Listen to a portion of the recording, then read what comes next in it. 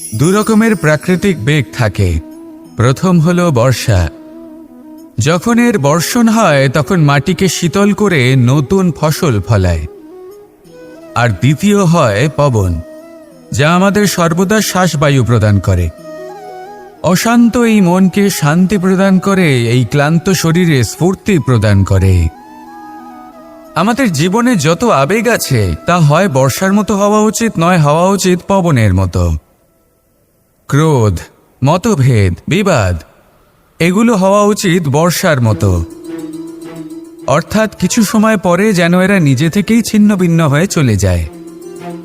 আর যদি পবনের মতো কোনো আবেগ থাকা উচিত তা হলো প্রেম, যা সর্বদা শ্বাসবায়ু প্রদান করে, সবসময় সাথে থাকে। একে আমরা অনুভব করতে পারি না, কিন্তু এই আমাদের অনুভব করার জন্য প্রাণবায়ু প্রদান করে।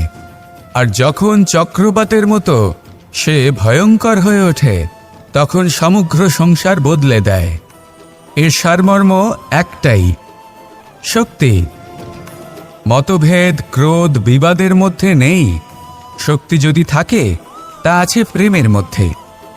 তাই এই প্রেমকে মনের মধ্যে রাখুন আর আমার সাথে বলুন, রাধা রাধা।